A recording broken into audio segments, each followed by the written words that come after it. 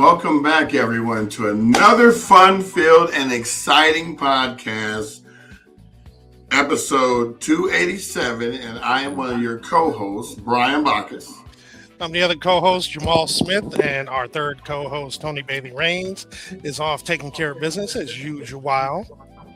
And I'm going to let Brian introduce our guest today. So we have a really special guest today. Normally, we wouldn't even bring him in yet, but, we want to get right down to it. So we got Dave Stone of Altadena Cars and Coffee and Not EV. Did I say that right? Yeah, you nailed it. Yeah, you got it. So, we're going to let him take the floor today because we just got finished attending the 50th Cars and Coffee, correct? That's correct. 50. And 50. That means 50 weeks. 50 weeks. That means almost a whole year. 2 more weeks will be a whole year. Yeah. That's right. So, Dave, I'm going to let you go ahead and just have the floor because I feel that no one else can explain this better than you and all of the hard work that you put into it, just being on your cell phone night and day. Just Yeah, I'm trying to tell my kids to get off their phone, but my face is buried in mine. But I'm like, no, it's different. Don't get me started. They don't see it though. They can't tell. Yeah, they just see my face in it. Well, thanks for having me on, Brian, Jamal. Yeah, I appreciate it. I've been watching you guys for a minute. So, and Brian, it's been nice to see you at Cars and Coffee. I think I first met you at Gail's Altadena Photographer Camera event they had at the library. Yeah, Mark. The funny thing is, we were up there setting up for the TED Talk, and I didn't even know that was going on until I just happened to walk down the stairs and go, there's another event here. Okay. Yeah, because you guys had that in the library, I remember now. Right. So yeah, I've where to start with this? So I'm actually 2 blocks shy of Altadena. I live in Pasadena. For me, I'm like a little bit below Topeka, and once you hit Topeka, the backyards turn into Altadena. And when the fire came, I stayed here. I got my neighbors out, my family left, and I never left. I had been in a fire situation before in Ojai, California, where my larger family has a home, and I was up there for that. And I sort of had kind of come to terms with my relationship with the fire. I would say it best like that. And also what type of resources happen, what happens with the fire department, what happens with looting, like all of it that was in the back of my mind. I've worked really hard in my life to be able to, from where my family came from to where I am now. And I didn't want to see my house burned, robbed, looted, anything like that. So I stayed here. And then I also went up on my little Vespa, fought fire, helped some friends out, chased looters, yelled at people for a long time. I was screaming it like, what are you doing in the alley? What do you mean? I'm like, no. You're not supposed to be like, no. Now's not the time to be. Yeah, exactly. I would standing on the edge of my street all night. And if you didn't live here, you weren't coming on the block. And anyway, nice. So, and then every morning, I run and walk all of Altadena all the time. For me, if I go below Washington Boulevard, I hit the freeway pretty quick. So I go up and every day. And so I was familiar with the streets, the blocks, the people who live there. And so after the National Guard left, I started going up every day like I normally do. I wasn't going to stop my regular experience. And I just saw, look, I was there during the fire. I saw homes burning. I saw a lot of things happen. And, I saw Elliott Middle School collapse. I saw a lot. And so on my regular walks every day, the cars spoke to me. And one day I walked past a car and it was a hybrid, and I saw that it had been tagged with a blue bolt by the EPA. I made a right on Mendocino. That was on that house is on Mar Vista. I made a right on Mendocino, saw a car that said Not EV on it, and I quickly did the math, like, oh, not electric vehicle, and the blue bolt meant electric.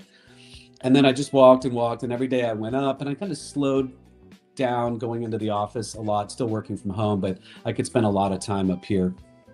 And I just started to photograph the cars more and more, and I became more and more intimate. And I started the feed Not EV on, I think February 9th is when I started it. And for me, there's a lot of times in your life that God will say something to you to do and you ignore that thing. And this time, and then years go past, you're like, what would have happened? What if, and this time I just heard the voice that just said, take photos of cars and you'll figure it out. Sort of like pulling this thread. And then slowly I just found the owners and then started telling stories about the cars and their owners. And I think I got 6 or 7 stories in. I went out to the Palisades one day. Somebody invited me out there to take a look at that. And I asked a small group of people if they wanted to come together and hang out and talk about their path forward. That was a month after I started that. That was March 8th. We had the first official Altadena Cars and Coffee at Unincorporated Coffee. And somebody 20 minutes into it looked at me and said, are we going to do this every week? And I said, do you want to? And they said, yeah.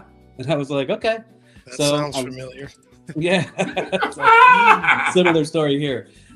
So I started an Instagram feed called Altadena Cars and Coffee. I put up photos from that day. And then the next week, there was more people. And then the next week, there was more people and more people. And then we outgrew that lot there where Unincorporated and Lucy's is. And the Altadena Cookie Co's there now. And we moved over. I called Leo at Bulgarini. I said, hey, can you help support us over there? And he said, yes. So we moved over to the bigger, what we call the Rite Aid lot, let's say. Mm-hmm. And then we brought it over there, I don't know, week 7 or 8. And it took like a couple of weeks for people to figure out the new spot. And anyway, and then it's sort of just become this weekly event that has taken on, I'll say, a life of its own. Definitely. And along the way on the Not EV feed, I've told 111 different stories of individuals up here in the fire. I publish 2 stories a week on individuals, families. I took a week off on my 1-year anniversary last week. I think like a week and a half ago, I took a week off and didn't tell any profiles. I put up other content. So yeah, that's what I've been doing up here. I've done it mainly by myself on the Not EV side. Every photo, every story, everything is just me by myself doing it all on my phone. Altadena Cars and Coffee. I've slowly had people come to me and be like, you look like you need some help. And I have Ken Sakamoto, lost his home. He mans the booth, sells the shirts. Matt, who's come along in the last bit to help me out with some of the videos and content. And his son's been making the flyers since the very beginning. Those are really cool flyers, by the way. Yeah. And it's interesting how I met the kid. His name is Kai. And their house had a ton of water damage from the fire, either like water dropped from above or like hoses. And so they were staying up the street. I didn't know them. I just saw this really cool, I think it's like, I don't know, an 89, 90 Acura that I knew my son would love. So I took a picture, sent it to my son. My son went and knocked on the door. And he was like, hey, cool car. And then that ended up, and then he showed up to the first Cars and Coffee and has been making our flyers ever since. My son and I, he's into, like, we just walk up and talk to anybody. Like we, and just always like yeah, knocking on doors, saying hi to people. So yeah, so Altadena Cars and Coffee is, it's, you know, it's been a great thrill and a great honor, and it's a ton of work, but to be able to see people and see the joy and love that it brings to people. You know, when I first started doing it, maybe I'm a little dense, and I let people tell me what it means to them, you know, and even what the Not EV feed means to them. I just knew to do this thing and not overthink it, just to do the work and not think about it. But over time, it's been really nice to see people and like come up and tell me what it means for them, for a place to go on a Saturday. And, you know, for a lot of folks, you know, like you lost your home, and be able to come back to Altadena for a few hours and feel normal in this very unnormal situation has brought a great deal of healing to people. And I don't see this event happening, you know, like I look at it, I see this in 30 years, I'm sitting in a chair and I can't walk around anymore. And I don't see this event ever stopping or ever going away, you know? That would be amazing if it stuck around for that long, because you can definitely see the benefit of it, even post everyone rebuilding their homes and moving back. It's still a binding connection with the community that would would be a beautiful thing to continue. Yeah, we had sort of the same kind of thing happen to us how we started this podcast. It was I was going live a few times. And then after about, I don't know, 10 times, Jamal said, why don't you just start a podcast? And I said, if you do it with me, then I'll do it. Because it's hard work. Just like you said, Dave, it's hard work doing it by yourself. Yeah. And then we found Toni a week later. Well, we didn't find her. I had been sharing all her stuff because she was so knowledgeable about disasters and things of that nature. And I'm like, I'm tired of sharing her stuff. Let's just have her join the podcast. So that way she can share her own stuff on the podcast. And so it worked out really well. We had Marcus came on and said, good morning, Brian, Jamal, and Dave. Dave, thanks for what you are doing to provide a consistent place for Altadena to gather, share stories, coffee, and make new memories. And then he says, I believe I met Dave one day on Las Flores Drive. Yeah. Yeah. Hey, what's up, Marcus? How you doing? Yeah, I've met more people in the last year than I've met in my entire life. Yes, I second that. I second that. Yeah. And that's especially in Altadena. I thought, growing up here for as long as I've lived here, never thought that I didn't know enough people. Like I'm good. I'm good. Yeah, but then you go, okay. Oh, I've never been on your street. Where is that street? I'm trying to figure out stuff. And now our landmarks are gone. So it's not like you can remember to turn left at the meat box and then turn right at the school. I mean, the school's still there, but you remember, you're almost like muscle memory in your brain where you know that the first three houses after you turn right on Las Flores are yellow, blue, and orange. Yeah. Because you know that. But now it's going to be a whole different learning experience. We're going to have to unlearn what we learned before and now create new landmarks in our mind because that's what Altadena is. It was never streets. Yeah. I don't even remember half the streets that I told people to go up. I didn't remember their names because I didn't care. I was trying to find a landmark to turn at. Yeah, no, like you just drive to a friend's house. Like what? I don't know. I don't care what the name of your street is. I know your house is. Yeah. Right. That's our town.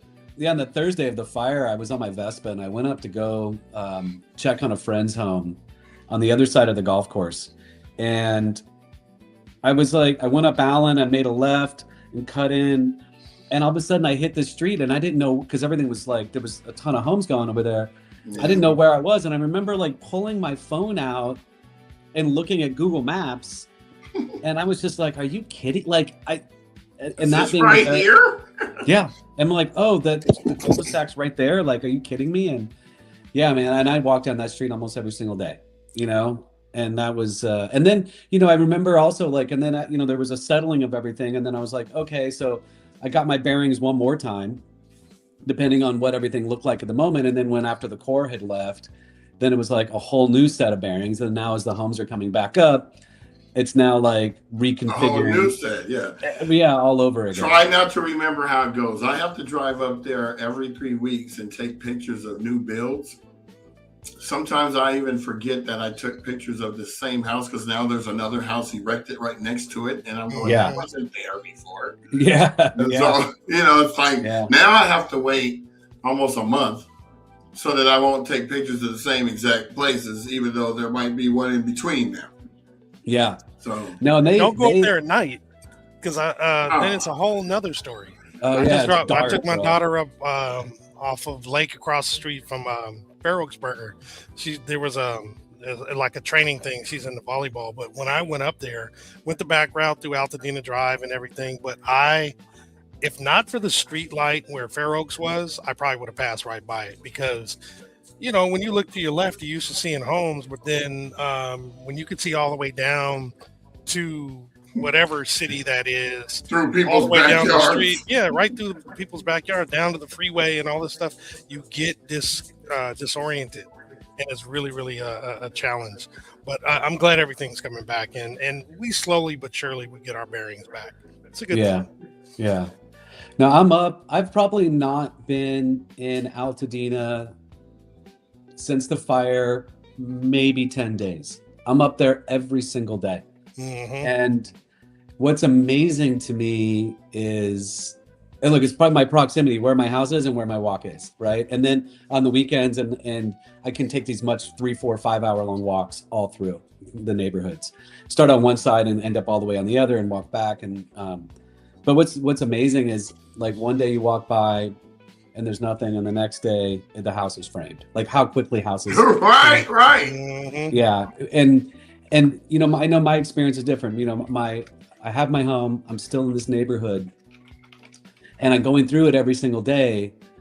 That for me, and for a lot of us who are on the fringes like this, who are still coming in and out of Altadena every day, to see that house go up from somebody we don't even know, that, like, how it makes us feel. And I know, look, I have my home and my feelings, like, whatever, but just saying is, like, there's a lot of us who are, like, so grateful. We're like, yes, because every day walking through it can be a little depressing and a little bit heavy.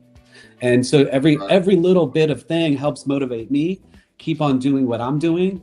And you know, there's a house on Mar Vista, and I photographed it when the car was burned there, and then after it got tagged, and then after it was removed, there's that negative space that you guys know what that looks like, right? Sure. And so I knelt down to take a picture of the negative space, and that was the first time I had done that.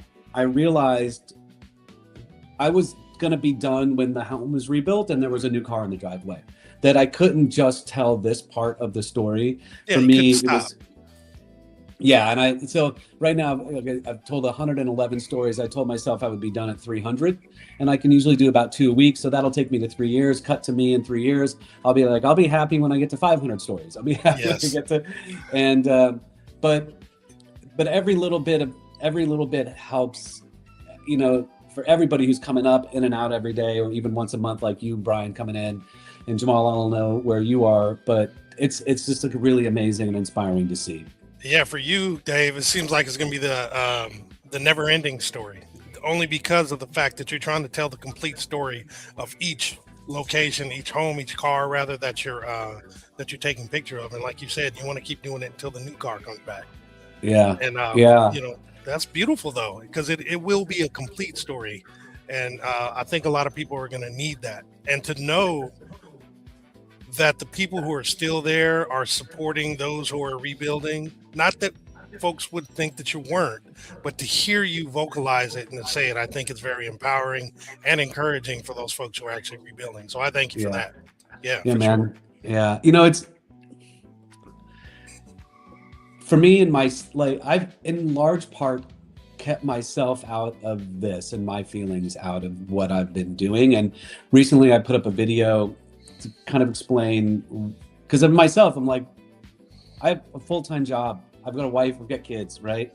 And I'm humming along in life. And then I stopped everything and I put 20 to 30 hours a week into what I do, and for Altadena. And, like, what was it in me that did this, and what is, and I know that, like, in a very, like, sit with a therapist, I'll be like, oh, well, the reason why you're doing is this, right? It's just spending a lot of that time on myself of, like, what is in me that made me stop and do this? Because, you know, I know that I'm helping others, but there's clearly something in my life that I needed to evolve and to fix. And this is, like, through this process that I'll also be able to figure out who I am as a human being. So, you know, therapy in it, huh? Are we leading parallel lives here? Yeah, Brian, I think so. It's, you know what? There was a guy, Monty, and he was in charge of the cars on Marengo. You guys remember how they stacked all the cars on Marengo? Mm-hmm. Yes. All the burn cars? Yeah. And Monty was really good to me, and he knew what I was doing. He would let me on that lot, and he also took me places I wasn't supposed to go to show me things. And I asked him, because he's gone to all these natural disasters all over America. That's what he unfortunately does, right? He's at the ECC, the Corps always hires them, and then they subcontract out all the work. And I said, Monty, like, at other disasters you've done, other fires, floods, are there people like me and Brian and, like, a Sonny, like, all these other people who I've met who just start doing this, like, thing that is this? He was like, every time.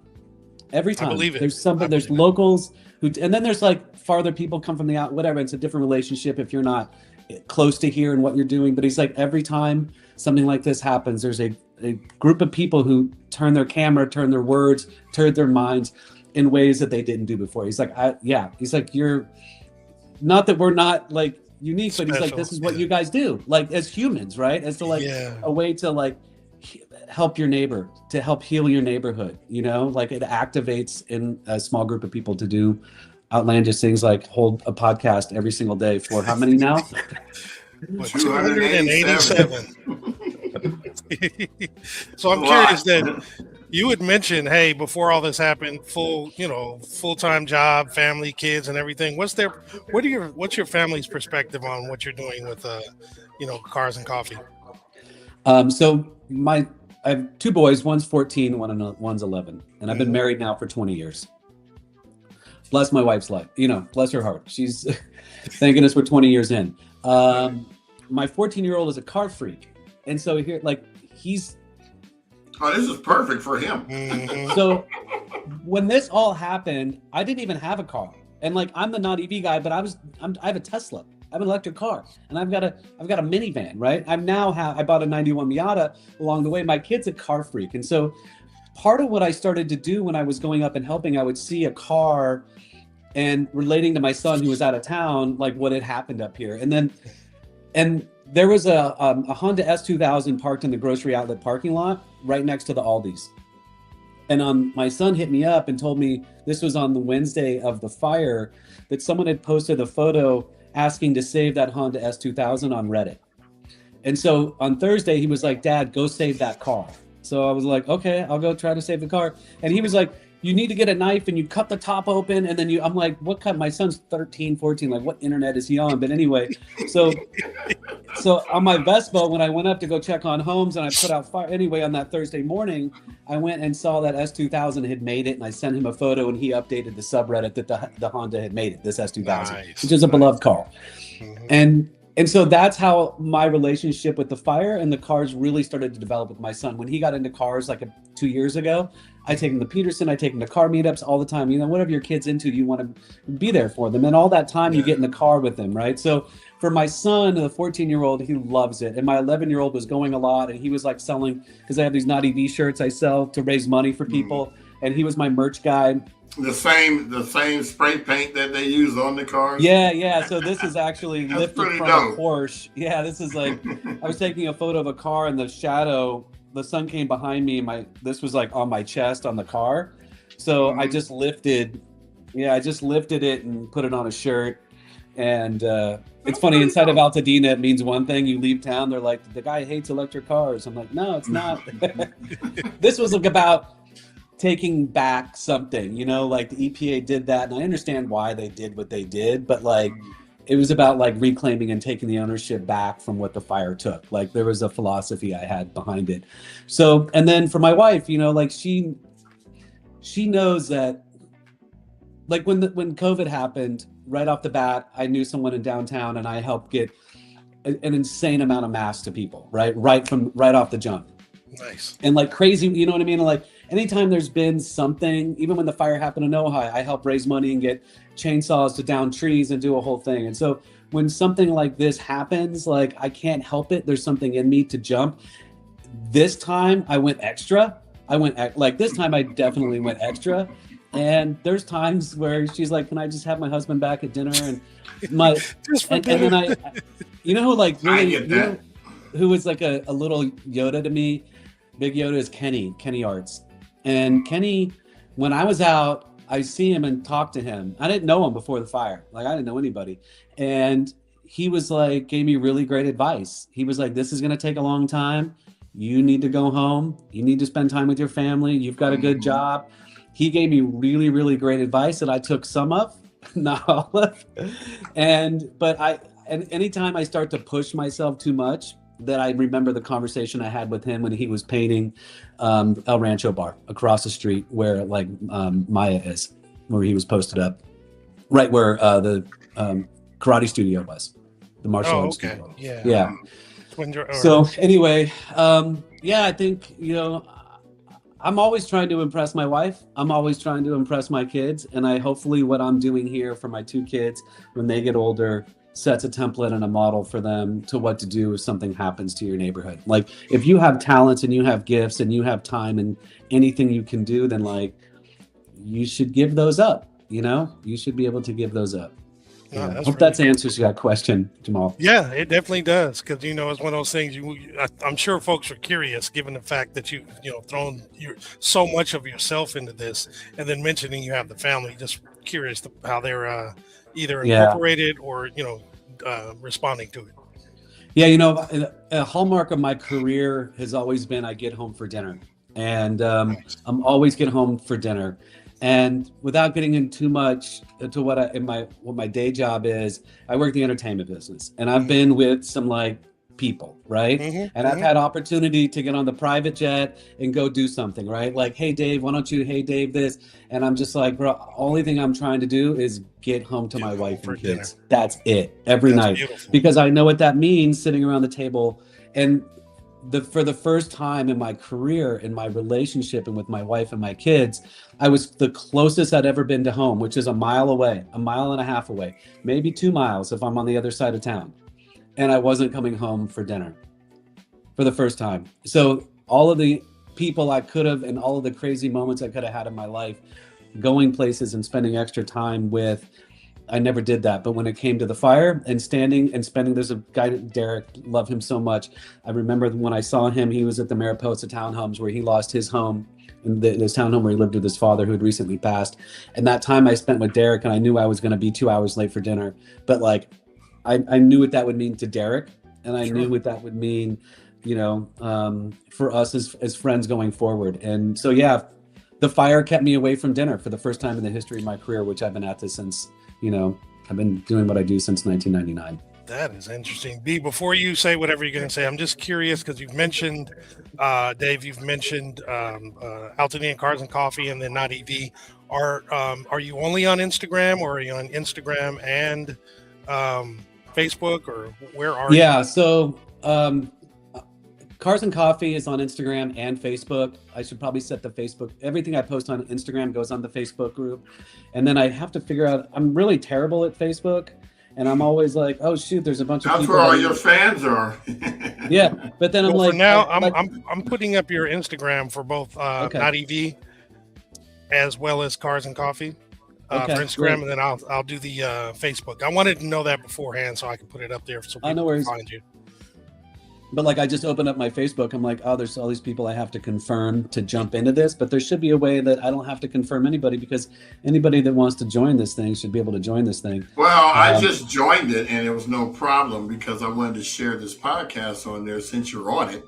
And that's what I just sent. So you might see one of those notifications that shows you need to accept the video. But other than that, all right, well, I'll make sure I put it up. Yeah, and so the other part is, because I'm like a crazy one person show, is that everything I do is on Instagram, and because the time to take it off of there, I started a Substack, and I just did one story for somebody because they were in a situation where they had a lot of family members who couldn't see it. So I put it up on Substack, and you can't put as many photos up there, and it's a little different format. And I think at one point, maybe I should ask someone to help me put it out on a Substack so more people could see it. There is a YouTube I could probably put up because I make videos. Let's talk afterwards. I'll help you. Yeah, with that. No problem. That's what I do all day. Got it. Because I'm in my mind, the reason why I got off of social media, and when the fire came, I started back up, and I started this feed, Not EV, from scratch. And the reason why I guess I chose Instagram, I was a little bit more familiar with it. And for me, there was an immediacy that I wanted to do. And I wasn't going to walk around, take photos of cars and then interview people and then one day put out something. I was like, I know. I'm like, I just like to be able to do something instantaneously to help people. In particular, I was focusing with the car community. But again, cars, I think, are the vehicle to tell the story, and we all can relate in some way. When it brings the people there so you can actually communicate with them. Right, exactly. And so I just wanted an immediate thing. And then also, as I went through Altadena, I could show people oh, hey, I did this. Here's what I've done. Here's what I've done. And then that helped me get to be able to tell more stories, or let people open up to me to tell more stories, tell their stories. So, and, for you should make a book or, do a gallery. But for me, I think Altadena Cars and Coffee is the physical manifestation of the Not EV feed. And for me, the art of naughty V on a wall or in a book is actually Altadena Cars and Coffee. That's it in real life. And if you show up there, I can say, oh, that's that. I can just start naming everybody around there and what car they lost, where they lived, what their story is, and I can list it all off. So maybe at one point I do something else with the images and the stories, but for me, I think if I tell anybody's story, those are their photos and that's their story, and it is on Instagram. But for me to put up on a wall in a book would have to be something else, and that seems a little too simple for me as well. I try to make my life a little bit more complicated than a book or putting stuff up.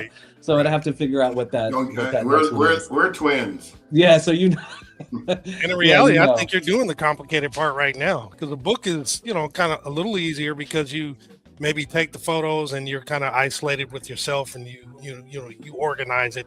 But what you're doing right now is you're meeting with the people. You're organizing this event and bringing folks here and there and communicating with them. So I think you're doing the hard part now. The other stuff will be ancillary and happen later on as a result of all the difficult things you're doing right now. Okay, well that's nice. That's good. That's my perspective. Yeah, no, but for me the easier part is I just have to show up and go to this thing and put up, so but yeah, at one point I'll figure out what the next thing is. I've had different ideas and how to take the Not EV feed and bring it to life in a way that's a little left of center, something that's a little bit more will take people. I think in order to let me just pull back a little bit. When I first started doing this, I had this idea that the media would move on. Traditional news stories and media would have to move on. They have to, right? Yeah. And the stories are going to get tired. And Brian's shaking his head because he knows this too from himself. And so we're leading parallel lives. I keep on telling you. I said the same thing. If I could keep doing this, that I could fill the gaps in, right? And I'm an interesting guy because like a lot of journalists don't want to tell stories about Not EV because they see me as a journalist. But my whole idea is, don't tell a story about me, see my feed, find somebody, hit me up, and I can introduce you to them so you can tell that story. So high tides rise all ships. And the Altadena Cars and Coffee is a different thing. You could come and show the community coming together. So yeah,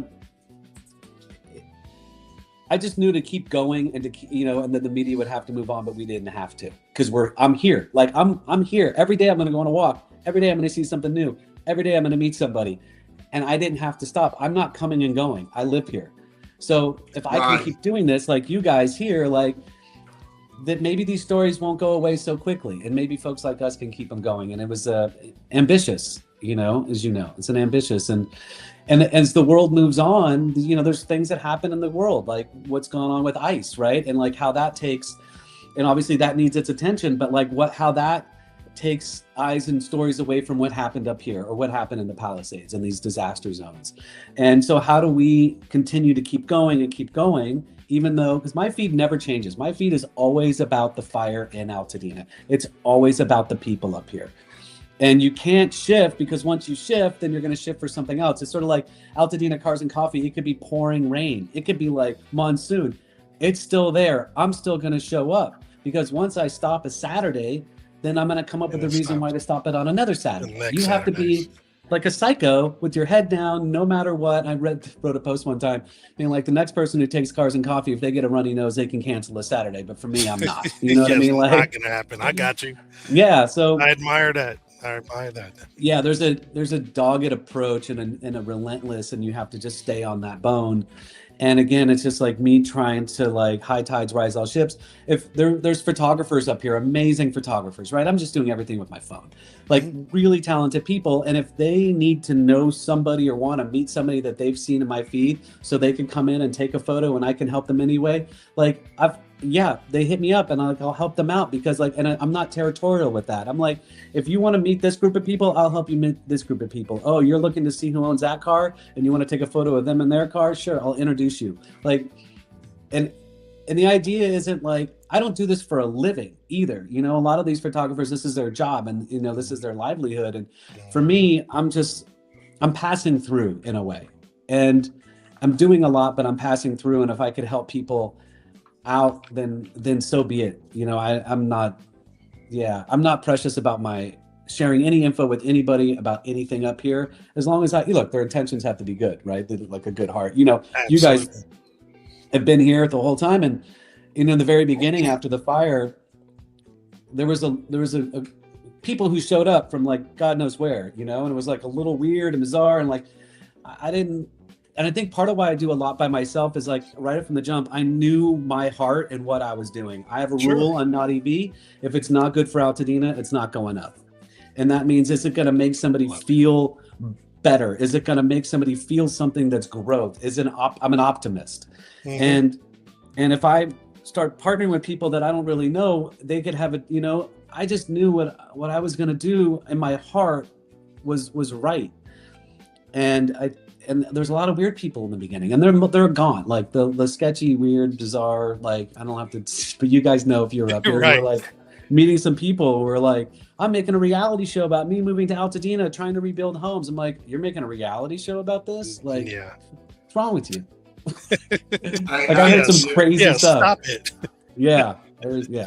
We heard that there was somebody trying to put together a comedy based on the fire, and there was so much negativity behind that I guess they heard it and stopped that notion. I haven't heard anything about it since. But that's what we did. We did the same thing. I mean, it's like, if it doesn't have anything to do with Altadena, we don't bother, because you have to have some sort of connection with Altadena in order for you to even come on this show.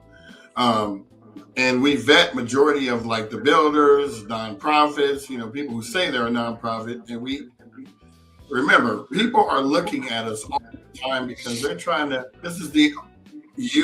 us, a few other people are the only outside connection that a lot of people who don't live here anymore from the fire, Whittier, San Bernardino, Rancho Cucamonga, Santa Clarita, where I'm at, you know, they don't get to see all of this stuff. So by us providing a conduit for which they can now see pictures, videos, stories about, you know, the Altadena Cars and Coffee owners, you know, this is what is going to keep us uplifted, just like you said with the rising tide.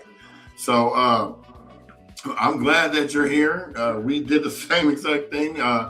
We noticed that we weren't the only ones coming together to form some sort of coalition to help. There's probably over 60 different entities in Altadena right now. I mean, Altadena Rising, Rebuild Altadena. Everyone's out there putting on events. Last year, there was 1,500 to 1,600 events. We announced 750 of them. Wow. And probably went to about 300 of them. So we're just trying to make sure that the people who aren't here can get information about what's going on here, so that they will continue to have hope and not sell their lots, and possibly find the gap in their insurance through another entity that will allow them to, continue to do what they do. I'm gonna add you in because I know you driving, Toni. Oh, look. We forgot to have that song. You don't know me, but I'm your hero. So dumb. Hey, what's up, Toni? What's up, Toni? Hey, everybody. Hey, good to see you. Good to see you. Am I muted? No. We can hear you. Not. Oh, okay. Just Good trying to morning. Move this over. It's having some difficulties. There we go. I'm So- on 210. We just let Dave have the floor, and he killed it. I mean, standing ovation. He dropped the mic on us 3 times. We learned more about him in this interview than I did, and I'm talking to him every time I go up there. But he's like a chicken with his head cut off. He's like, I want to talk to you, Brian. I got this issue over here. I got to do it. I got to run over here. And now they're trying to kick us out the parking lot. But now we're back. I had a heart attack and a stroke, and then now I'm revived again. The defibrillator was built in. I don't know what's going on. Yeah. That was such foolishness with them trying to keep Toni. you out. That was nuts. Yeah, that's nuts. You know, Like, what are it's you hard talking about? I know, but it is hard to talk to me at that car meet because I'm all over the place. I've got, there's always something, and I also take photos, and I always need 20 photos for my roll to make sure, and like that's out. But yeah, it's a lot going on, and I am a chicken with my head cut off there, and I'm like, one day I'll be able to sit in a chair and relax and just like watch it all happen. But I don't know if that's in like, I mean, you guys will get this. It's not in my nature to relax. Right. So, ours either. Welcome to the club. Yeah. So it's, I guess I'll relax when I'm laying down the rest of my life, but yeah, I was gonna say you sleep when you're dead. yeah. No. Let me tell you guys, do not subscribe to that. I've been a member for 40 years. I don't know what you're talking about. Don't subscribe to it. So let me tell you, when I said I had my appointment this morning, I just left Burke Williams. Oh, okay. Thanks for the invite. Right. All right. That's where that's where I was at 9 o'clock, getting my massage, having my me time. Is that the road from there? Huh? Is that the white road from there? No. This is mint green. This is my this is a lounge out. I am taking this to the house. No. She walked out with theirs is big and white and oversized. But I needed some time, right? So because we are nonstop, and I have learned in the last few months to take it, because if not, we're out here like you, Dave, constantly doing for our community, making sure we come back, fighting folks that want to act stupid, in the community and do stuff like, oh, you can't have it in the parking lot anymore, dumb stuff. And it's like, no, you're not doing that to us. So take it when you can. And then look, I just finished and came out and was on the way to the women's locker room, and all the power went off. Like that whole block down there is out of power right now. Oh, crazy. You got done. Right, and people were coming in and they were like, did you get your service, ma'am? I was like, yep, I'm on my way to the house. But other people didn't. So I'm glad mine was at 9 o'clock and I went. So don't subscribe to that, you guys. We see people kicking the bucket every day that are young because we're overworked, stressed, or whatever, and don't take little. It doesn't have to mean you take a vacation. We talk about wellness all the time, on Wednesdays, but part of it is take a quick little minute to take a break. And if that means, Dave, that one of those Saturdays, you get up there, you get it, situated, and then you sit down, do that. Because I don't want anything to happen to you because you're doing so much for the community and don't take a minute for you. I appreciate you saying that. That's really lovely of you. I think the meet will still go on whether I put up those 20 photos or not, Very true. Maybe I'll take a break after the 1 year anniversary, which is March 7th is our 1 year. So maybe after that. Oh, nice. Yeah. So is it going to be a big party? I mean, more than what it is normally? Yeah, Rotary is going to show up and we're going to have a pancake breakfast on the 7th, and which I'm excited about. Super grateful for them. It's going to be 3 hours. Normally it's 2 hours. We're 8 to 10. We'll be 8 to 11. That's why Mark texted me the other day. Yeah. Toni, I heard you were up there and you met them and kind of saved everything. I was like, hi, Mark. I was sitting in church and he texted me. I was like, hey, Mark. Oh, it's got it. It was fun. Yeah, Mark was there with me during a pivotal moment that morning. And anyway, he's been really good and supportive, and the Rotary Club had us there and talked. And I brought, Rotary Club asked me to come, Mark asked, and they were like, tell us about what you do. And instead of me talking about what I do, I brought Danny, who's on Harriet, lost his home, Hippo, who I told his story. And by the way, we bought Danny's Corvette back. We got Hippo's Datsun back. And then I brought Ken Sakamoto, who runs the booth there. And I'm like, let them tell you what this is, because they're the car guys who lost their homes. I'm just a guy that showed up. So, right. Which I always think is a better way to figure out what you do is by putting people in front of them who you've been able to help, and tell them other people what it's about, So I would say what you do, at least now or over this last year, is you do humanity. You do compassion, you do love, right? I mean, that's a good and easy way to say it, because that's what Not EV or Cars and Coffee really is doing, right? And you're doing community. So thank you so much for everything that you have done this past year and what you continue to do. I'm excited. Thank you. Saturday was my first one, but it won't be my last one. Oh, that's right. You had that really nice important one. yeah, no joke. I mean, No idea. Out of anybody to show up, it was the most wild thing. It was the craziest 30 minutes of my life. But yeah, you can show up. Let me know. You'll have that spot with that blue Cadillac. Yeah, not playing.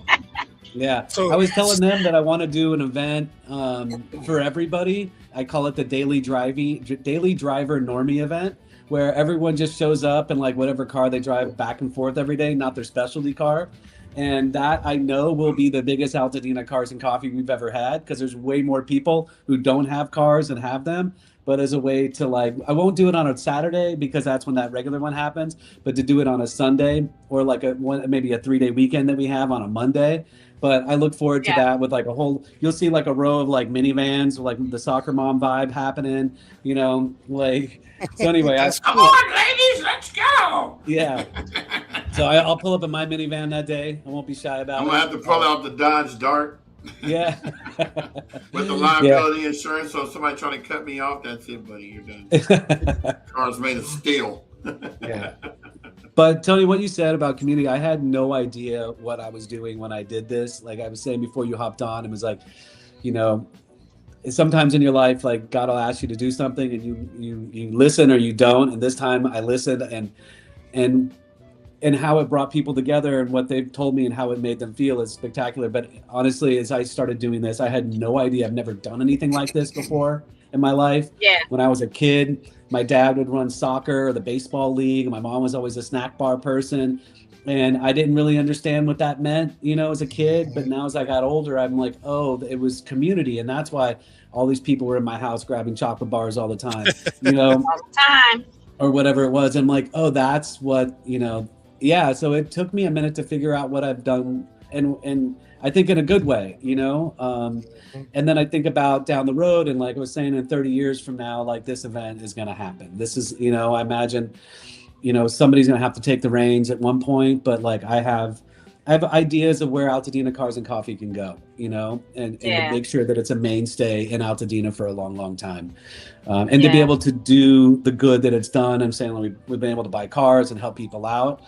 It's hard to raise money for cars, by the way. Some people, you know, like there's other priorities in the world. I'm like, look, the guy lost his Ferrari. Let's raise money. Like I'm not, that's really hard to do. But like Hippos is a good, you know, example. It's a 72 Datsun. It needs a lot of work, but we got him at a place where he knows how to work on cars, where he can take it and run with it after that. We're not asking for some insane car, some crazy build. We're like, you know, because, you know, Altadena is like, these dudes work on cars, you know, they're not like, and so you just need to get them something where they can start all over again with it, you know? Yeah. And it's a sense of pride to be able to tool on their own cars and to get it going. And they know a guy who can do this or they can do that. Dang, you know? You need to slow down. You know, so it's not asking for the fanciest thing in the world. It's just like letting somebody get a start all over again. Yeah. That is super cool. Yeah. So I had a creative question to ask. It's a little, you know, kind of looking at the feed. There's a combination of black and white and mostly color now. What was the rationale behind choosing black and white for a photo versus color? I have a feeling I know, but I'm just curious. Okay, so there's a few things. That's really like, well, that's a great question. So when I posted a black and white image of a guy, Kevin's car. It was his mom's car, and it was a 57 Chevy Bel Air. And Kevin wasn't a car guy. He's like you know, that car was supposed to go to his brothers in Oregon, and his mom had passed away. And I asked Kevin, when I told his story, I said, what do you want to come out of this? Like, best case scenario, someone sees this post, what do you want? He's like, I just don't want this car to go away. I don't want it to get crushed. I don't want it to get recycled. And I was like, okay. And so I put up black and whites of his car. It was the first time I'd put up any black and whites of cars. And sometimes like taking a colored image and turning it black and white is kind of a cheap trick in photography. You can make it look way more dramatic. But the pictures of Kevin's car in black and white were like, and so I put them up and I got a ton of feedback on it, right? And at that time was like one of the more popular things I'd done. And I saw these comments and people were like, amazing photos, Dave. Oh my God, great photos. And I got so upset that people liked the photos and I turned off the comment section. Because when they said great photos to me, it wasn't about, to me, like when I looked at Kevin's car, I knew that the trunk that came over from his, family when they came over from like Europe was in the basement and burned. I didn't see the car. I just saw the home and everything that was burned. saw So the when people story. said great photos, I was like, it's not about the photo. It's about Kevin and his life and his things and his family and his history and all of that. And for this bizarre thing, I was like offended that people told me that the photos were good. Right? Yeah, And but that's what kind you of, probably should have did was explain what the photo meant, and then that way they would have got a better understanding. But yeah, I you still had, can do moving forward. yeah. And then I was like, okay, you know what? If this is going to help, if the black and whites resonate with people more than this, then like, fine. I turned the comment section back on and I started to take black and whites. And I had this idea to get more people outside of the area to see what was going on up here, to get more attention on Altadena. And I had somebody help in advising me at like a massive media entity, saying like, she's a head of PR, and was like, hey, keep doing black and whites because it'll resonate, it'll get broader, more people will see it. So I started doing that. And then I switched from black and white to colors because I had a conversation with somebody on a lot. And not to get too far into it, but the black and whites were keeping what I perceived, keeping this person in a place, stuck in one spot. You can look at my feed, look at the black and white photos, and stay in like a state of like misery, right? And it was just over and over. And then in order to like help that person move on, I switched to color. So sometimes this is early on, sometimes I would change things and do things for one specific person, that I will talk to people in my feed in like this coded way that that only that one person would ever know. So I moved on, and the black and whites right there, and that one right there, yeah. So that's, yeah, people like these are beautiful. Like, okay, like. Well, I mean, look at it this way. I get it. And I get it. I get it, Dave. If you weren't involved in this and you saw this picture, what would you think of it? Yeah, I would probably feel the same thing. Yeah, but you know the backstory, so you could give the backstory along with the picture, and then that way that person will know what you actually mean while you put this picture up. Yeah. Because I look at black and white and half of them might be from disasters. I would never know. Yeah. I'm also, I think, like a complicated person. Mm-hmm. No, you just make things complicated when they're really simple. That's I mean, you said it black yourself and whites earlier. are beautiful. Yeah, To me, black and whites don't need explanation. They're absolutely beautiful. Yeah. And it's up to the interpretation of each individual to determine what they see in the black and white. Yeah. Well, I feel they both tell a different story. Like a black and white versus a color, it's a different message. But I like the fact that you have them both. And I was curious, and I had what you had mentioned was kind of what I thought had happened. So I get it. That's really cool. Needed to evolve and move on, and then sometimes I'll go back and do black and whites, like because I make these little videos sometimes, and I'll put black and whites in there. But I know where most of the cars that are still here are, and I could go visit them, and but there's not a lot of cars left, and I had to figure out when I go meet with the family now, like, okay, there's not a burned car, like what am I going to take a photo of? How am I going to tell this visual story? And I've figured that out in front of everybody while I have been keep going on the feed. So because now, like, over time you see how it starts to evolve into a person with their car, with their motorcycle, and that's Stanley from Save the Titles. He was a huge part of that group that went around. They worked super hard. And then, I also have done some stuff, like I made a candle with Altadena Candle Company that I was like, I saw what she was doing, and I was like, hey, let's to help her out. She lost her home, and help her business out. We did a not EV candle, I know, that does really well for her. It doesn't smell all the way like a burned car, but it has like this sort of dark sense to it. When I first told her, I was like, let's make it smell like a burned car, she was like, you're insane, we're not going to do that. But it's got like a nice aroma to it. Yeah, and I've done a few other things. We had a Not EV Bag of Beans and unincorporated coffee. And then, recently Sunny is who did the tintype photos, which are amazing. She has a GoFundMe that she launched because she's going to do a book and make sure everybody gets a copy of it. So I told her story to help promote her and what she's doing. And I love that I showed up with my iPhone 17 Pro, and she has a camera from that era. Yeah. Yeah, I met her at the vintage camera event where I met you. Yeah, she had a showing there, and I just told a story, and I took a little bit of a break after Sunny, and then here's another thing that I'll do, like the Bunny Museum. I told their story, and then Steve told me that he had this giant bunny showing up, and he needed some help to get the bunny upright. And it's great. Yeah, it's insane. He was like, hey, maybe you can get like 10 guys to help me get this thing. I'm like, how heavy is it? He's like, 1,200 pounds. And I was like, it's phenomenal. Yeah, it's nuts. I saw that thing Saturday, and I was like, oh my God, look at that steel or whatever it is, bunny. It's beautiful. And they're taking the saran wrap off tomorrow at 10 o'clock. There's going to be a bunch of press there. Okay. So I was wondering. Yeah, I should go check that out. So anyway, there's a company, when I told their story, named Salcedo Earthworks. They're local. And he was like, I see Steve up there every single day. So I hit up Salcedo to show up. That's Ricardo smiling. And he was able to crane that thing upright for the Bunny Museum to get it going. And I'll make a little video about it, and I narrate it, and I just sort of make it up as I go. And I don't try to overdo it. I just kind of, because I'm also in a hurry all the time. I have a question, Dave. Yeah. Have you been following what's happening with Norman and the taco guy over there? No, well, it's funny because I noticed that there's a taco truck that's there all the time now. But so this dude, what's going on? I have no idea. No, what's happening? Yeah, so apparently there's this dude who has this green taco truck, and he has chosen that corner where Norman is to plant and make roots.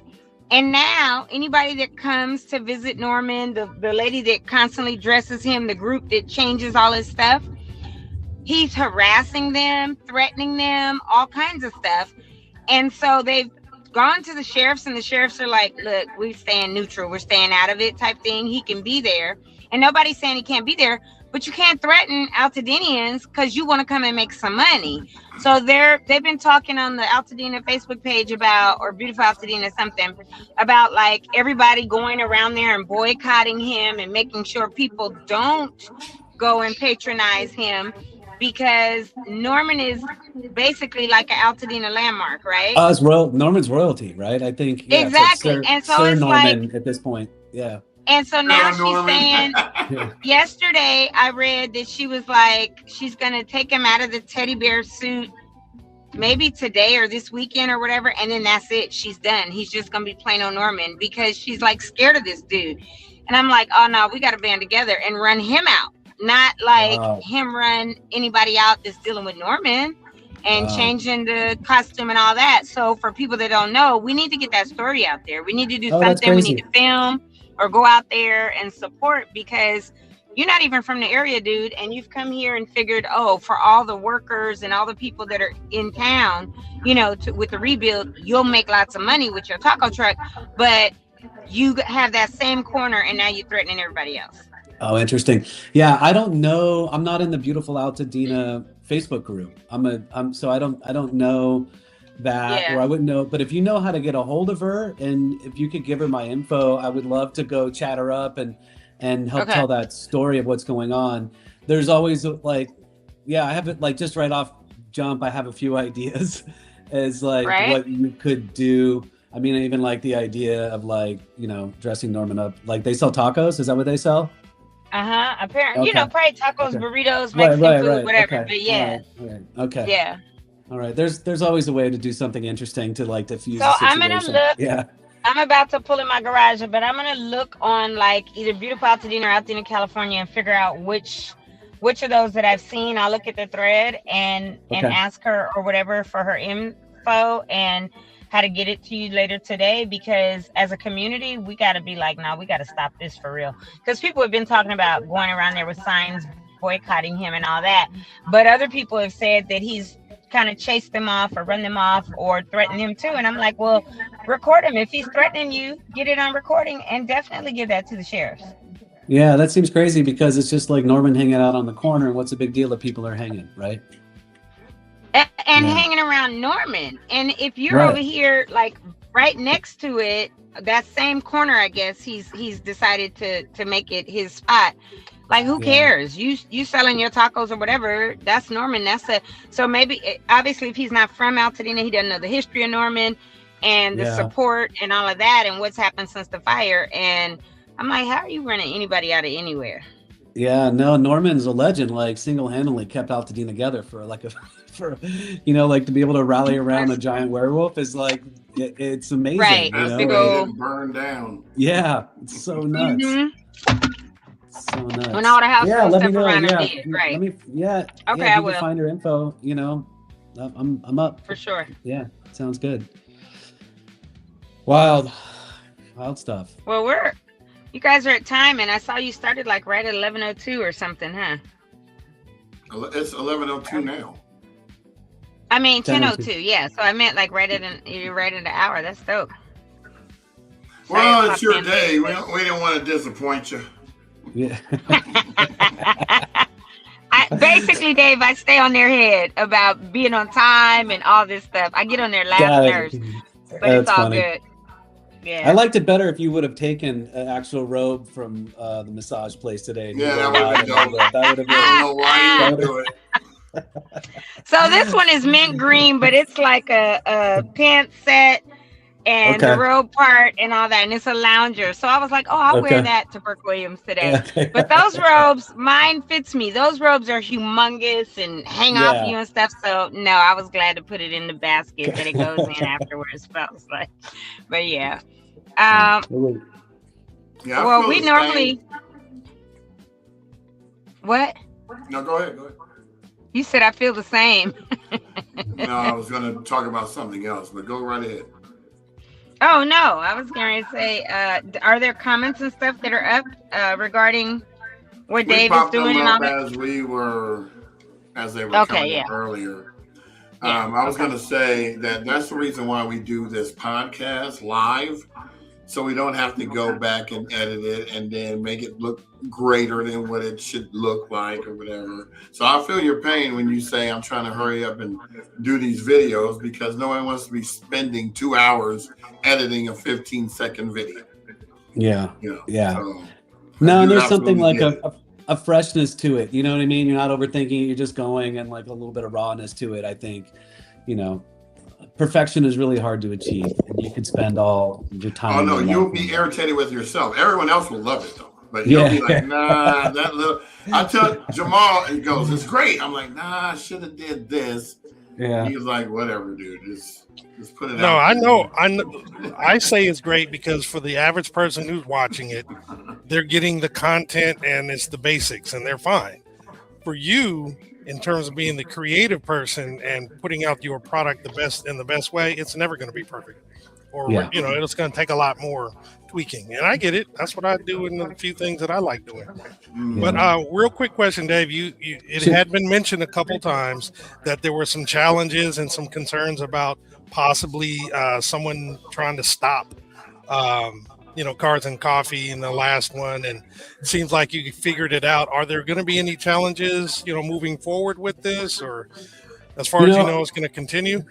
Yeah, we'll be there on Saturday. So, I was like footloose. Trying to find a barn to dance in is sometimes hard. I didn't know this about cars, but it's hard to find a spot to hang out for a few hours. It's hard. And when I first started, I would reach out to Carcadia, which is an event that happens once a month in Arcadia. And I was like, how'd you guys get the lot? There's this Miata meetup that's been going on for 19 years called Kinod. I reached out to them. I'm like, I showed up, I'm like, how'd you get this lot? There's Los Angeles Cars and Coffee and how they do it. And so there's one in Rancho Santa Fe, a guy I know, he's from Altadena, how he does what he does. Mm-hmm. And there's a universal challenge of all car meetups that I found out it's hard to find a parking lot that will accept you for a few hours. And we're happen to be once every week, right? Which is most car meetups are once a month. once a month or something like that. But there was a need for Altadena to meet once a week, right? It wasn't like this wasn't I didn't look at this car meetup as like a luxury. This was like something that like needed to happen to bring people together. So, you know, it is a little bit challenging. And, you know, there are some other spots that we can look at to move the car meet if we have to. We don't want to. I love that location for a bunch of reasons. One, it's like not the east side of town. It's not the west side of town. It's not the far north. It's not the far south. It's like almost like bam, right there. And and to be able to sit there in that lot and have the view behind you, you know, and I knew folks like, you know, were going to move in and would understand what we were doing and what this does. And it's only for 2 hours. You could walk in at like 9:15 and look, it's like chaos, but all of a sudden 10 o'clock rolls around and it's a ghost town again, you know? Yeah. So like, it's an interesting thing trying to find a lot for some cars and I'm happy with where we are right now. I think it serves a lot of purposes and the energy feels really good there. There are a few other spots we could look at. But I don't know. I like the view looks nice and the sheriff department's right there. And like, look, they come up all the time and for real, like they help keep it like people will peel out of there. I'm like, bro, their house is right across the street. Are you out of your mind? You know, and for a while when the highway patrol was up, they would post up and I'm like, yeah, if you're burning out of there, like you should. No, you deserve a ticket. You just, yeah, are you crazy? The sheriff is right there. The highway patrol is right there. Like, don't be an idiot. But like the sheriff comes and hangs out, right? And like always put them in the role. And like, I love that they're there. I'll always put families up. Like if you show up with your dog or your kids, your photo's going in because whatever I put out, I know will come back. And so what I'm trying to do is create like a mass market car event for families, for people of all walks of life, of all types, whether you have a cool car or not, it doesn't matter. Like, I'm just like trying to bring people together to have a good time for a few hours every Saturday from 8 to 10. And you're doing it. And I'm trying not to overthink that too much with, you know, and the very jump, people are like, oh, can I come and sell this? I'm like, this isn't a market, you know? Yeah, that's not what it's for. And then Webster's came up because they have the beautiful Altadena license plates. They're like, we got some in. I'm like, great, car centric, come on in. And, you know, and so like, I'll do a few things, but it's not a market. It's not a that. It's a, right. You don't want to turn it into a swap meet. No, right. It's not that. And then it's like any dollar that we make, like we're keeping track of it. We're giving that away. You cannot give me anything without me giving it away to somebody else, you know? So yeah, it's a really simple thing. I always say it's like, it's why I like to go running. It's the same thing you do as walking. You just go a little faster. You don't need shit other than a pair of shoes. Like this is cars show up, you hang out, you get home before your family's mad at you. That's it. Like it's. I'm still working home on for that dinner. Get home for. There you go, bro. There you go. I love that. I love that. Get home for that dinner. Is so cool. Wow. Get home. Yeah, I gotta make my way up there too. You bet, Gotta Marcus. make one Thank of these. And Marty says, "Thanks for doing this for Altadena." You. Yeah, man. You bet. Yeah, Marcus. we all thank you. I gotta bring Big Red up there. What do you have? Yeah. What's Big It's Red? an Avalanche. It's a Chevy Okay. Avalanche, but they don't make them anymore. So, you know, Bring it. it's basically a classic. Yeah, it's a classic already. It's a classic junior. Right. No, it's great because, like, you know, the Cars and Coffee world isn't like the Porsche meetup or like the Mustang meetup. Like, they'll all show up, but the Cars and Coffee, like my son and his friends, like, they'll see that Avalanche and they'll know what year, make, and model, how many they made, and what color, and all of it, and they'll just completely dork out on a unique car. Like my son, the cars that he's asking for, you're like, a what? Like a Renault Twingo? He's like, yeah, it's like the Civic of France. And my wife looks at it, she's like, that's the lamest thing I've ever seen. I'm like, bro, do you ever want a girlfriend? And he's just like, what are you talking about? No, he's dope. He should get that. He wants, like, when he's 16, to show up in the weirdest car you've ever seen in your life. Like, That would be dope. not fast. He doesn't, you know, and like, for that, like, Cars and Coffee world, it's like a weird car that's obscure is interesting, you know? It's super popular. Yeah. Yeah. In that what was that world, car in yeah. What was that Breaking Bad car that he had in that movie, the TV show Breaking Bad? He I had don't that recall. weird shaped whatever, right? Like, Mhm. you pull up in one of those, people are going to surround it and take photos of it, you know? It kind of makes me wish my mom kept her gremlin. I'm Dude, just that one. There's a joking. gremlin that shows up and a pacer that I shows believe up. it. I believe Yeah. it. I was Man, joking, gremlin. but I believe it. Oh, that's the Pontiac Aztec. Yeah. Oh, the That Pontiac thing, Aztec. Yeah. that thing is ugly. Yeah. It is ugly. It's thin. And It's you want to super know what's ugly. real? You want to know what's really funny? I went to Ohio. I went to Hawaii for 10 days, and this is the car we rented. Awesome. Yeah. It was What? awesome. Oh my God, they got some of the most obscure cars over in the winery. How was it though driving it? Was it like functional and a good like? Nah, wasn't it? It's like it wasn't nothing that I could remember that would really make me want to go get it again. But yeah, You know what I rented in Hawaii? I rented a dune buggy. That's awesome. Yeah, instead of renting a car, I decided I was gonna walk everywhere. And on one day, I wanted to go from Kona over to Hilo or whatever, and so I rented a dune buggy and went, and it was the best thing ever. Yeah.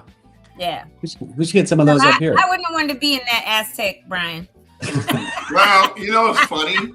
You know, I when I went on the trip, I left behind some really nice vehicles, and get over there, and this is what they got, and I'm going. Yeah. I'm glad nobody sees me in this car. It was probably like yellow. It was like the. Well, we drove around the whole island of Oahu in that thing, right? Because we wanted to go to the Polynesian Cultural Center. Yeah. We wanted to go to Diamond Head or whatever it was. Yeah. We didn't want to have to wait for the tour, so we got this little. It looked like it does remind you of a Renault car, by Le Mans or whatever it is, and I was just like. And it looked just like that. You know, it looks like it's got this like little hemp, like it's a hot rod, but it's a. I don't even know what you would call this car. I'm looking at it going, God, this is ugly. In today's world, it's probably like a crossover. This looks like an extended Prius. They went for like a couple of years. I think they made sold Renaults here. They stopped selling them a few years ago, but they're still in Paris and in Europe and all of that. Oh, they'll take these cars to the islands with a quickness because nobody likes them and they'll make money. But this guy said something to me and I never forgot it. It's like you can't see a car until 25 years later. So it takes 25 years later till you see the car in the context of when it was built and everything. And I don't know if the Avalanche is not the Avalanche. What was the one we were talking about just now? The Aztec. The Aztec. Now I don't know if the Aztec's ever going to hit that, right? But like. Like, so look, the Oldsmobile when they went out of business, I think in 2006. I have a 91 Miata, and when I was like, I'm 52, so when I was in high school, when the Miata came out, I was like, that's the lamest thing I've ever seen in my life. And my son, when he wanted a Miata, he's like, I don't get it, Dad. How come you don't want a Miata? I'm like, I want a 67 Mustang Fastback. Like, that's what we like.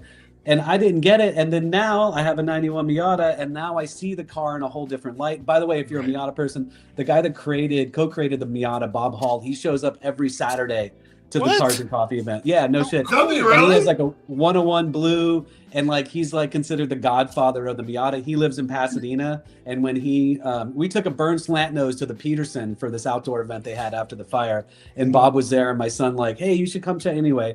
And so yeah, Bob shows up every Saturday, and like is now a staple of the car meetup, which is really cool. That is so cool. Who is the guy that has the long white beard, but he's in a suit jacket? Like I think he might have had jeans, but he had like a blazer or something on, and has a big white beard. And his name is, I think you're talking about Chris. He probably had a baseball hat on too. He has a giant like 70s Cadillac that's kind of like all beat up a little bit. I didn't see him in a Cadillac, but when I was leaving, he stopped me. He came up to mine. He said, "Oh my God, I love your car, and this color is fabulous." Is he the one that asked you about the color?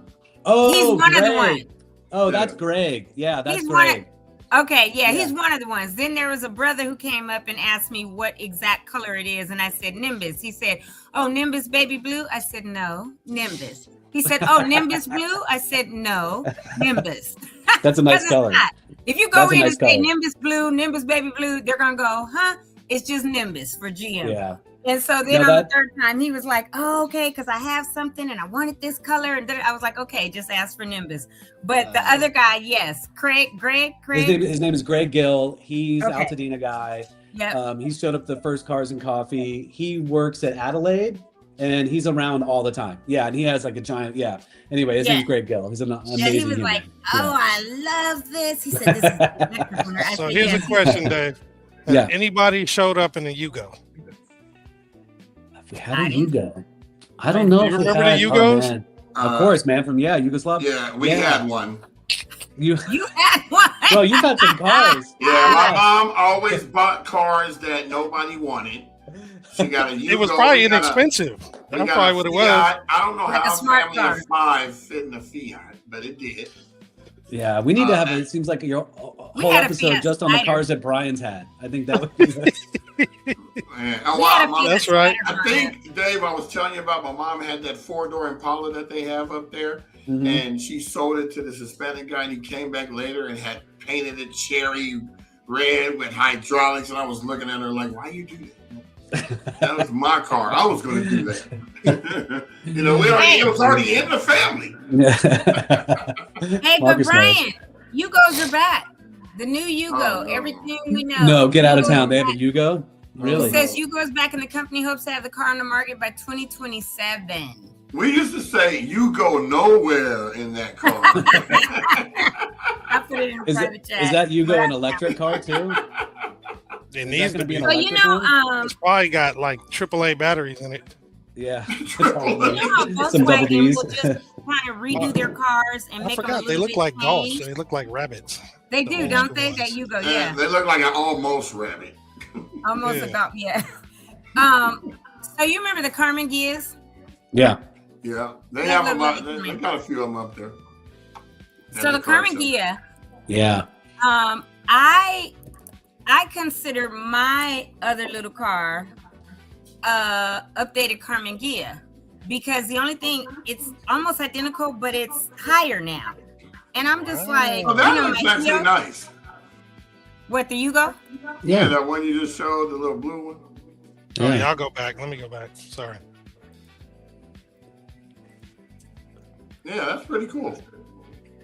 Looking. Yep. That's a long passenger door, though.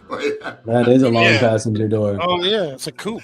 That's great. Compared to Yeah, the Yeah, they're, Look at the They're old like- school one.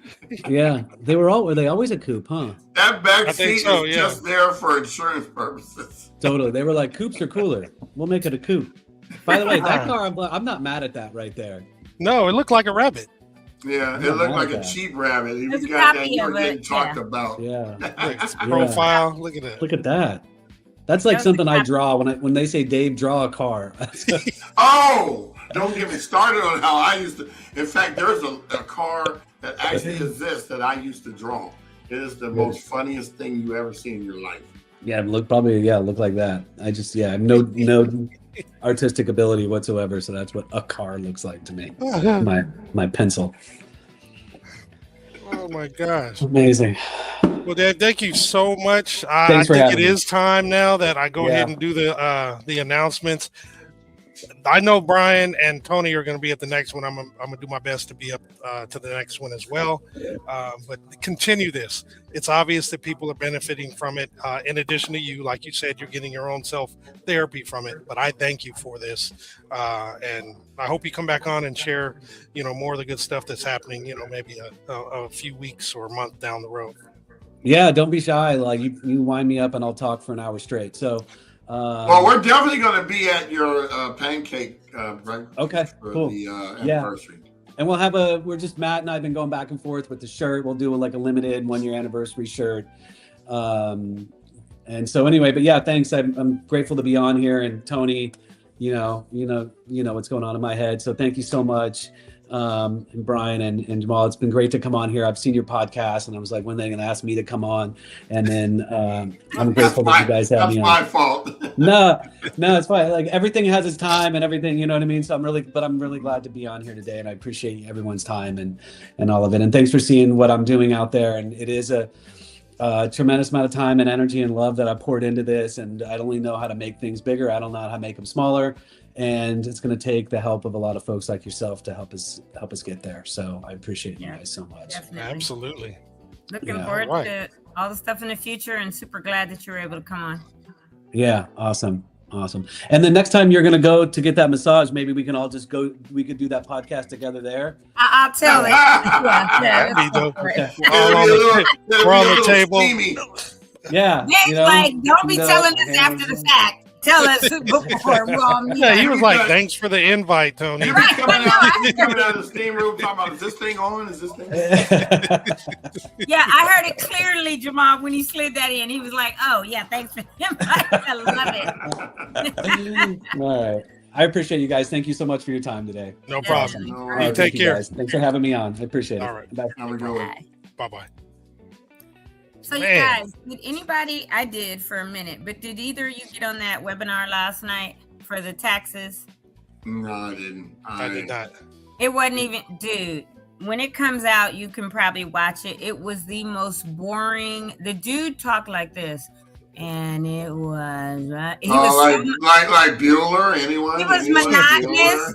and I was like, dude, are you kidding me? Even the lady that was Wouldn't trying be to able to sleep. introduce him, the funniest thing, and I logged in about 6 minutes after it started. The funniest thing to me was I had gone and had a call literally from Judge Maybelline last night. But literally, she called my phone because somebody was like, "Oh, she wants to talk to you." I was like, "All right, cool. Tell her, give her my number." So she called. So I stepped away, talked to her for 20, 30 minutes, and then came back. And he was And still on the same subject. he was so boring. And he had these, like, I guess a PowerPoint presentation up where he had rows of stuff, but it was just like confusing. And people were like, this is a clown show. One dude said amateur hour. I was just like, oh my gosh, in the chat. And then Joy Chin all of a sudden started just talking in the background. Like she came off mute and she was like, yeah, we had like 1,500 people that registered and this is the biggest ever. And I was like, Wow, that boy, was you still weird. trying to get notches for yourself, like, promoting herself. And she was like, but my husband handles that, da-da-da-da-da. There's 1,500 registered, 1,000 I think showed up or whatever. And I was And just she like, didn't know that she was on. no. And people were literally in the chat saying, Joy, you're off mute. Joy. And then finally, like the lady who was kind of hosting it, Sherelle or something, whatever her name was, she came on saying, hey, Joy, you're on. And then she went on mute again. But I was like, for the few minutes that I watched this guy, I was Wow. like, I'm gonna go to sleep if I keep watching this guy. It was This This is the one at put on by Victory Bible Church? That one? so Or what I that was the other realized one? when I logged in It's the same one? was Victory didn't put on anything. They got a notification from Eaton Fire Survivors It's Network, the same thing. and it was the same one. So Yeah, all they I did figured. was disseminate it, Mhm. and it was actually Eaton Fire Survivors. But Yeah, I had a feeling it was because it was the same exact same verbiage. time, yeah. And it was just like, oh my gosh, this guy is. I wouldn't have been able to sit through that whole hour because I didn't, and it was confusing, the parts that I heard him explaining to people. Mhm. And I wanted to say, everybody just log off and go see your own tax professional, right? I think that's what people are probably going to have to do because Oh, they have to do it. Yeah, either way. yeah, he didn't right? explain it well at all. The parts that I saw. Yeah. No, that's a Taxes, shame. first of all, are boring as hell. Second, who wants to listen to something about taxes unless you're actually in the middle of doing them or you're learning how to do them? Or you have Well- someone who presents it in a manner that not only is understandable, but is Yes. Not boring. That's and gonna it. put you to sleep. Because I mean, That's if you see a spreadsheet or rows and rows of info, and if this dude is going through each of that, just seeing that is boring. That's gonna what put you it to was. sleep. Visualize it. That's Yeah, what you it was gotta- over here. And then he was over here and he was like, and if you do blah, blah, blah, and Yeah. the 200,000 versus the this, the that. I was like, you got to be kidding me, dude. So hope you I don't listen know to if the Marcus feedback. was on it or anyone else that's on here now was on that webinar last night. But if you were and you want to chime in and give your thoughts, but the beginning part and then when I came back middle after part. my phone call, And the ending part was Yeah. all boring. I was like, I can't do this, dude. Like, seriously, I was glad I had that phone call and was away for a while because it would have made me go cuckoo to sit I hope through they that. I hope they took feedback and listened, because Yeah, that's bad. they Because it was a Well, waste of people's no. time, it sounds like. so they're gonna send out a recording at some point. The people, probably Eden Fire Survivors Network, will send out a recording that Or maybe people- not. No, they said they would. It was recorded, and They're they going to said have to edit that one part because that. Yeah, They- get that lady off. The one Joy, that was off it may mute. or may not. Yeah. But I was just like, wow, okay, Interesting. yeah. Yep. Well, thank you for sharing that. Yeah. All right. Well, I'll do this stuff real quick. It's not as many today, so that's good. Here we go. Yeah, baby.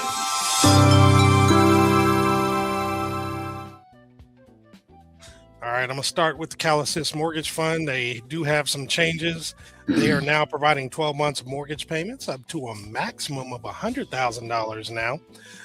The funds don't have to be repaid, and if you do get the grant, it does go to your mortgage servicer and not to you. And these, excuse me, and as usual, if you want to apply, you want to make sure that you're prepared to provide your mortgage statements, proof of income, homeowners insurance or FEMA claim, your bank statements, as well as your utility bills. For eligibility, you have to have had your primary residence destroyed or considered uninhabitable due to either the Eaton or Palisades fire or any other qualified disaster from the 1st of January of 2023 through the 8th of January of 2025. You also have to have owned and occupied your home, and it can have up to 4 units on the property. And the last change is that the new income limits for LA County are $281,400.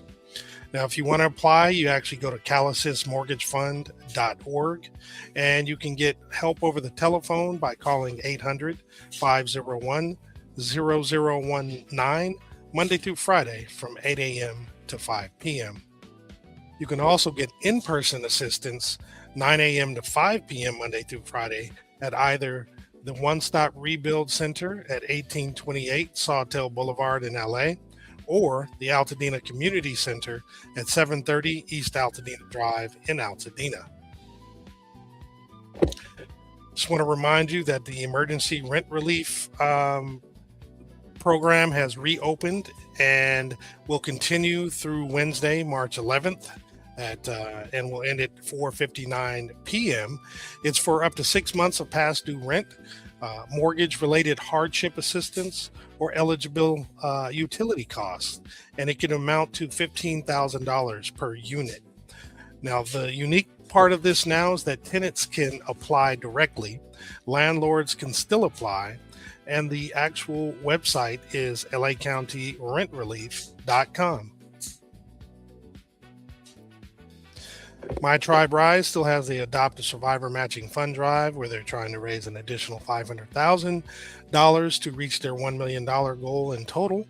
And this is going to be used to provide bridge funding for rent or mortgage coverage for up to 50 families. So if you can donate and contribute to this cause, please do so by scanning the QR code. Dina Heals has a women's healing circle happening tonight from 6 p.m. to 8 p.m. at the Paseo Outdoor Mall at 300 East Colorado Boulevard, Suite 151 in Pasadena. RSVP at bit.ly/women's-circle. And it's with, Tammy Cook, integrative somatic therapist.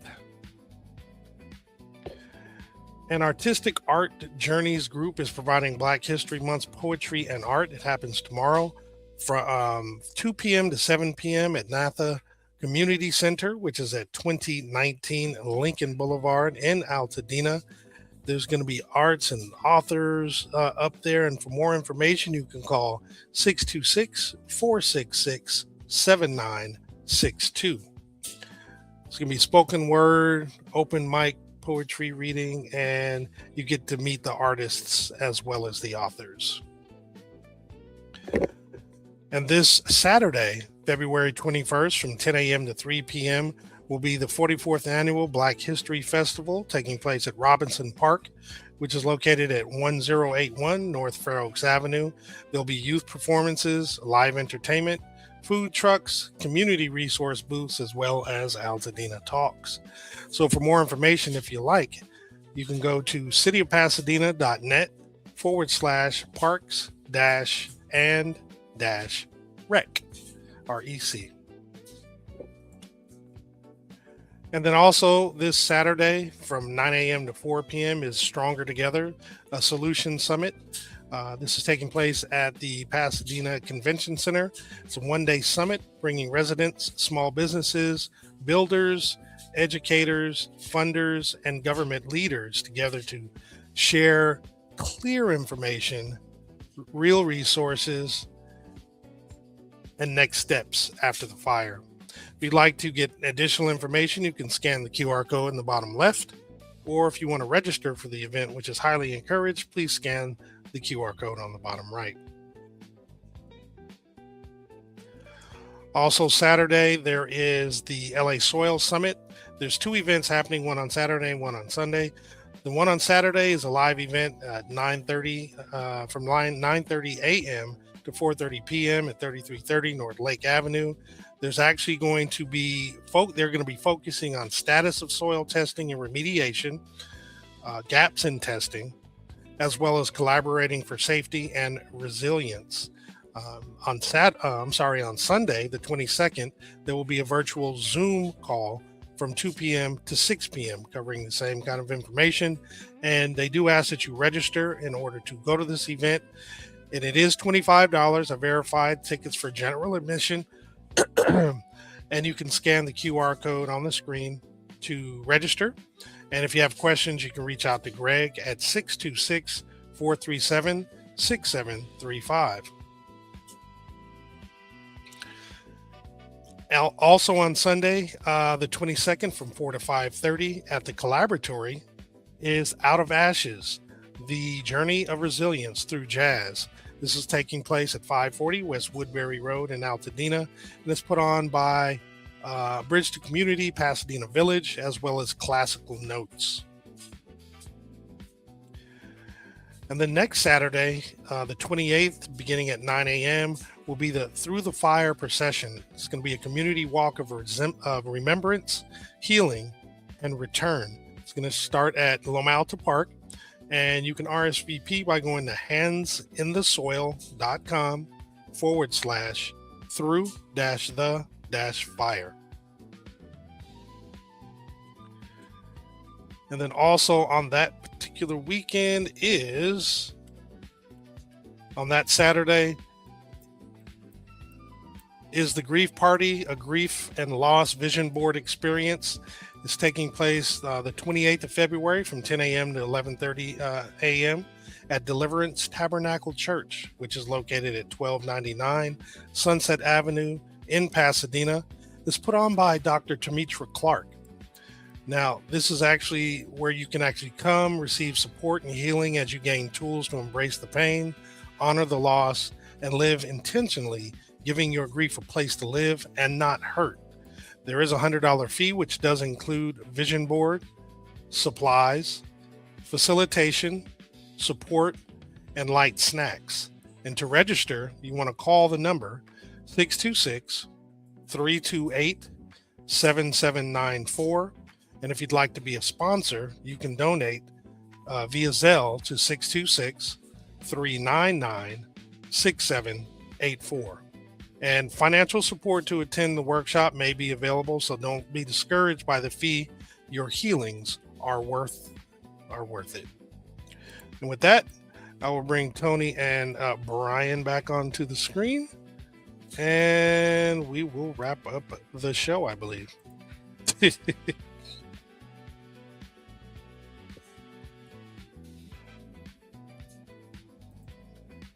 You're Hello? muted.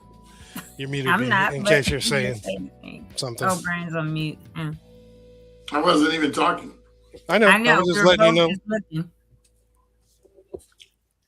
So something I'm seeing, I'm just because I just got back home, I clicked on my Facebook, and apparently now all of the lawsuits against Edison, they're starting to do depositions, and people are saying they are scouring social media for anything to discredit you. If you've talked to the media, or whatever, or if the media has mentioned you in a local article or whatever, they're trying to imply that it was contradictory statements, all this kind of stuff. So so if you've talked to the media, if you were mentioned in the media, one good thing, when my parents sued them, I've been the one talking to the media and in the media, not them. So, and I'm the one that said Edison's offer is a sham and they know this is their fault and all that. So they can't use that against my folks. But, if you think it's a sham and you still want to sue them, how does that impact you? That's horrible. Yeah. It doesn't matter. You have a right to say what you want. That's the thing with corporate America and this administration that we have. They think that they can use everything that you say against you, and you don't have freedom of speech. And we do still have our First Amendment rights. So, yeah, but somebody said they kept their old father in a deposition from 9 a.m. to 4 p.m. questioning everything from his Amazon purchases to the exact dates he received any insurance payments.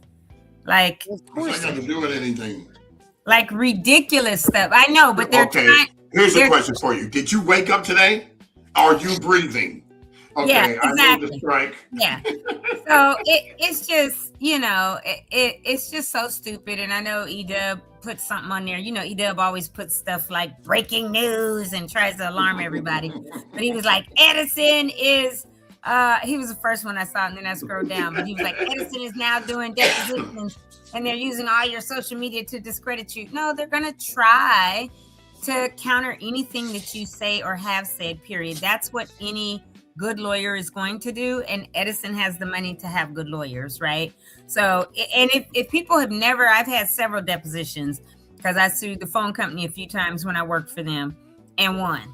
And so, but if you ever have to be deposed by an attorney, they're gonna always try to say, well, didn't you do this, and didn't you do this, and oh, you had a workers' comp claim, but when you went to the grocery store and bought groceries. I said, yeah. And did your investigator film me and see that they put the groceries in my car? And when I got home, I parked and had my kids go out and get them out the trunk. And I'm like, then hush, right? So you have to be ready to counter them as well and fight back. And so I would assume that of the 30,000 people or whatever from these homes that burned down that will be disposed, or however many there will be, 10,000, whatever, they've never been through a deposition, and it will be quite a frightening thing to them, and they won't be ready for it, right?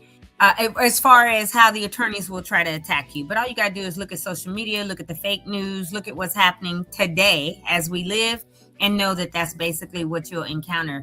So don't be scared. You know your truth. They burned down your house, basically, and go in there and be ready to get at them like you Jasmine Crockett and call it a day, and that's it. Because it's going to happen. And if you filed your suit, stand your ground and hold fast and steady and do what you have to do. But of course, they're going to try to discredit anything because they want to pay out the least possible amount that they can pay out. And after all that, you can keep the funk out of my face. Yep. Well, good show, you guys. Thank you for hosting Dave. You know how we do it. We always going to step up. I know. Step up. And it was perfect because you've been out there and have met him before even me and stuff. So it was great. Nah, but you are the hero of the of the day that day. He's a nice guy. Like, He's a really nice guy. St. Bemis High School football rules. Who said that? That's an inside joke. Oh, okay. Anyway, you guys know how I feel about that hero stuff, but whatever. Just say I'm thankful that you think of me that way, brother. I'm thankful that I was there. That's all I can say. I'm thankful I was there at the time, and I was able to speak to the man. And that was cool on your part. And now So we we pay homage, however you say it. Don't do that. Anywho, what is today? Thursday? No, Wednesday? Yeah, Thursday. It's Thursday. Is it Thursday? Yeah. Oh, that's wonderful. It's Friday Junior. Yay! It is. That means tomorrow's the last day of the week for the, work week. So, all right. Well, I may go turn my fireplace on because it is raining again now. Go get some wood and get it going. And I will see y'all. Yeah, it's cold outside. It is. Yesterday it was like 50 degrees all day. Yeah, but it seemed like a different kind of cold than normal. It was like bone. It was like bone chilling cold. Because today is 46, but it's not the same kind of cold today. Mm-mm. Like right now, it says it's 46 in my house, but it's not as cold as that 50, 52 was yesterday to me. This morning was rough for me. I was like, what is happening? Usually I'm good. I don't need a sweatshirt, even though I usually have one. Where's on. Dan? Is he on today? Because he done sent us his weather from Michigan. Sheesh. We were warm. Were we cooler? No, I think he was warmer than us He was. the other day. What in the world? Yeah. But yeah, Thursday, as Tony says, Friday Junior. Hope y'all have a great rest of yours. And tune in tomorrow, TGIF, and we'll talk about what's happening over the weekend. Hopefully there'll be more things that I can find and make announcements on. Hopefully it doesn't rain Saturday. It's not, or at least as of today, it's not going to rain. In fact, it might be even warmer. Here comes the rain again. But next week we might be back. Yeah. Got another storm coming in. Hey, I know it's not good for Altadena, but we do need the water. But it's not good. I mean, if it's light, it's fine. We don't need that deluge that happened on Monday. Well, Shirley Amore said another great podcast episode. Thank you, Shirley, for always tuning in. We appreciate you. Indeed. Who else showed up? Oh, wait. I got something here.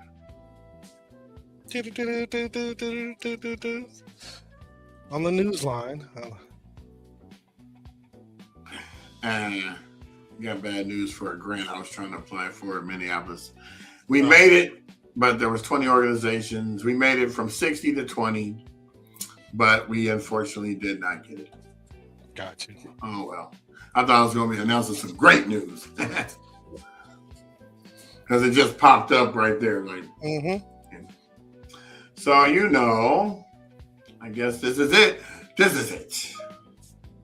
All right. So we're saying peace out? We absolutely are.